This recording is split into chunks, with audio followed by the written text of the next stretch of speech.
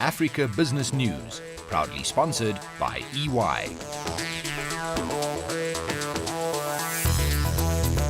Coming up on Africa Business News, a new player in East African air travel, all eyes on Cote d'Ivoire's cocoa, and South Africa's Labour Federation expels its biggest trade union. Stay tuned.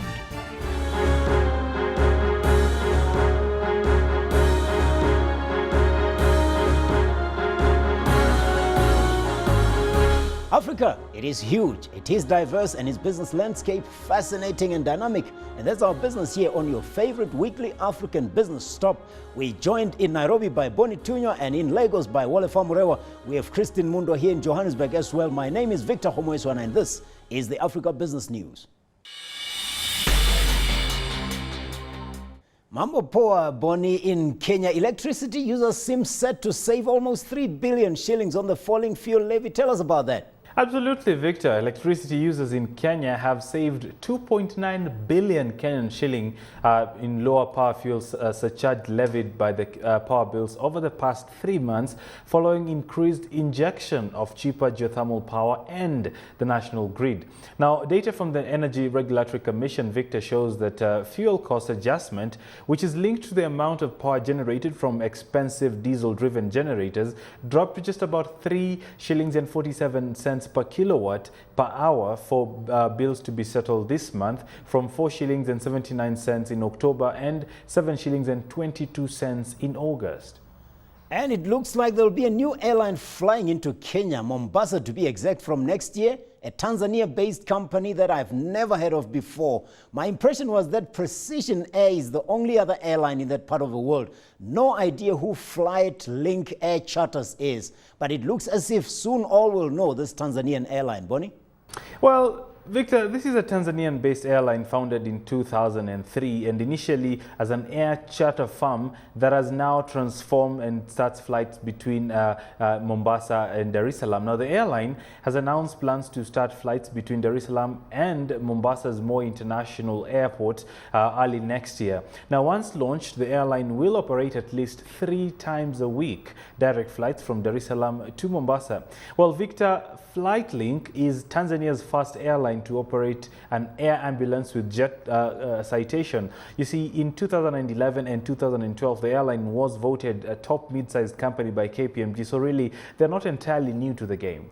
Well, I just didn't know about them, but let's stay in Tanzania, Boni. The numbers tell me that better economic growth in East Africa might have come from Dar es Salaam, Tanzania, for the first half of this year. But how well did this Dar es Salaam do compared to the other East African economies, and what's behind this growth? Well, Victor, Tanzania deserves this attention. I mean, its economy grew by 7.1% in the first half of 2014 from a year earlier. And Tanzania is Africa's 4th biggest gold producer. And that's not just the end of the story. It's a major tourist destination. So the forecast of economic growth to just about 7.2% this year, and maintained its forecast to for the next 2 years on Thursday. Now, Tanzania has a lot to look forward in the coming days, as the government also plans to spend just about 3.39 billion shillings in development project in the 2015-2016 year. So they have a lot to look forward to. Well, that's it from Boni Tunyo. We'll hear later from him on the stock pick in Kenya. We are joined by Christine Mundo in Southern Africa next. You're still with Africa Business News, and I'm with Christine Mundo here in Johannesburg, who I'm sure has something to say about the African Business Roundtable in Addis Ababa, which raised close to $30 million to fight Ebola. And we get a comments on the biggest story on the South African business landscape over the weekend, the breakup somewhat of the Labour Federation. Or is it yet another downgrade of the South African economy and the utility Eskom, the power utility Eskom, downgraded to junk? What do you have for us, Christine? You're quite right, Victor. The utility was downgraded. That is after the country received a sovereign credit rating downgrade. But with regards to the sovereign credit rating downgrade, you know, the market sort of shrugged that one off, especially because the ratings agency went on to adjust the outlook from a negative to a positive. I think that the only concern from policymakers was just that the authorities shouldn't necessarily overreact essentially to that downgrade. But when it comes to Eskom, you know, Africa's biggest power utility, it's a different story there. It's going to like be difficult said. for them. They owe close to 300 billion rand in debt. They're not going to be able to raise more debt if they keep getting downgrades. If the economy is downgraded and they are getting downgraded by only one agency, I must add, the others might follow suit. But in Zimbabwe, we saw the diamond auctions. We thought they were bluffing. It looks like it was a success, but there's more diamond being found or suspected to be present on a farm owned by, surprise, surprise, Nico Oppenheimer in Zimbabwe. This could have implications for relations between South Africa and Zimbabwe trade-wise.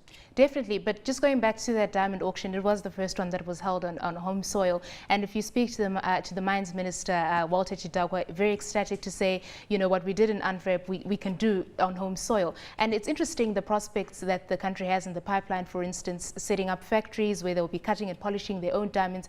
And ultimately, the goal is to have Zimbabwe having its own diamond exchange, where none of the diamonds will actually have to leave the country. And like you're saying, the implications for relations between the two countries. Well, we move further north to a country that used to be called Northern Rhodesia. I don't think it's way before your time, Christine, but Zambia, the year end 2014 is not going to be ending without the Minister of Mines submitting the regulatory framework to his cabinet.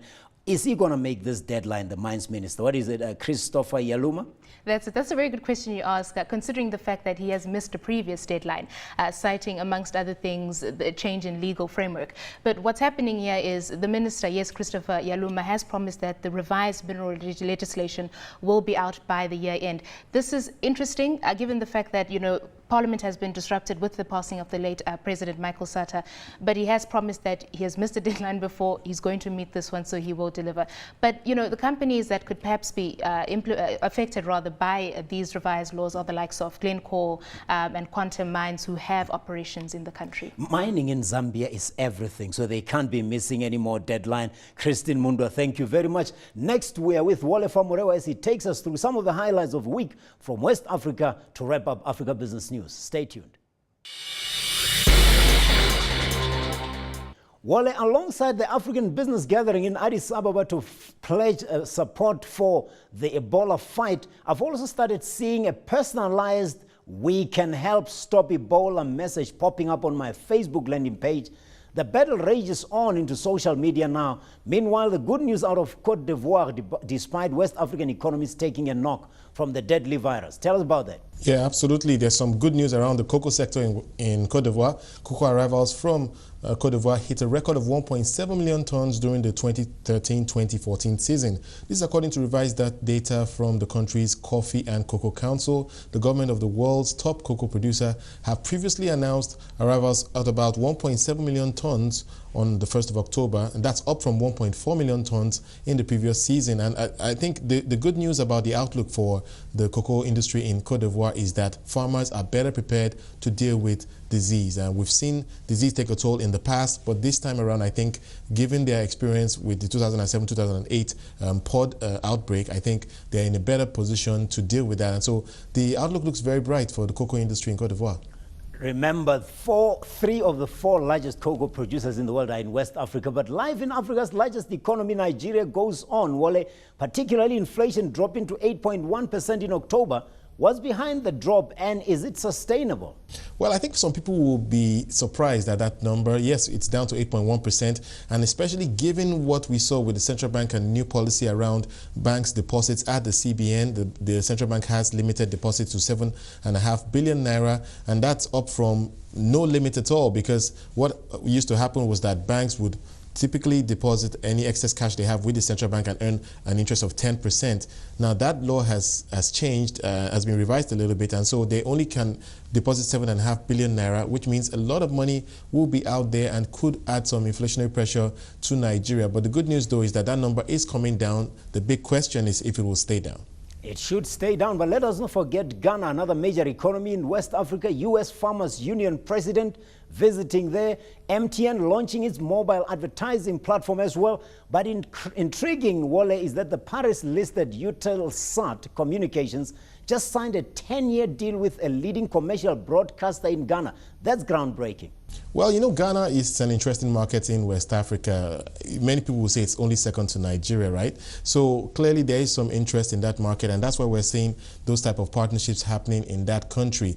I think when you look at the telecom sector, though, there's massive competition, and so maybe digital, satellite, broadcasting may be a more interesting place to invest, and so we're seeing some interest in that space. But there's such huge competition in the telecom sector. We've seen a price war in the past, and that has impacted earnings for many of the players. But then this is an interesting investment, and it'll be interesting to see where it goes from here.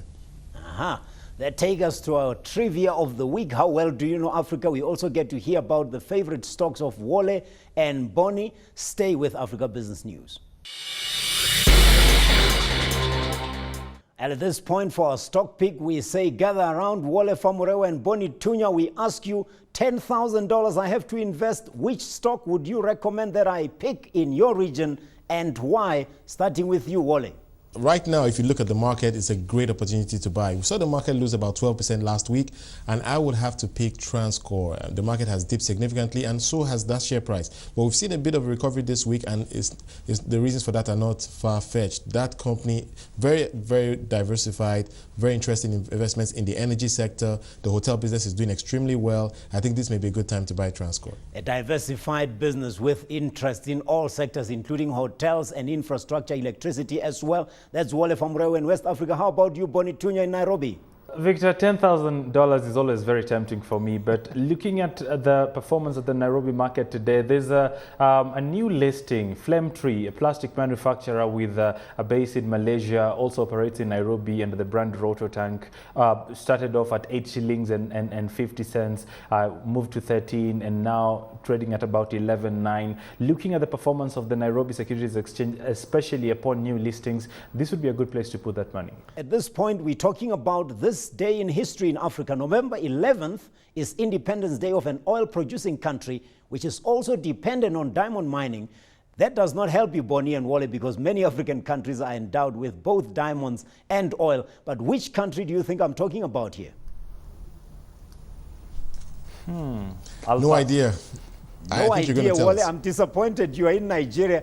I'm talking about Angola here, one of Africa's fastest economies, especially since the end of the Civil War. The Republic of Angola gained independence from Portugal in 1975. Currently, the economy is anchored in oil, diamonds, and other minerals, coffee, fish, timber. But like most fast-growing economies in Africa, Angola has also experienced a construction boom, particularly in the coastal capital city, Luanda, which is also contender for the world's most expensive city. Another important date this week, Zambia burying late President Michael Sata. On the same day, Guinea-Bissau celebrating what is called Readjustment Movement Day on November 14th. And on the 15th, Cote D'Ivoire celebrates the National Peace Day. But it's for 11th of November that we say Happy Independence Day to the people of Angola.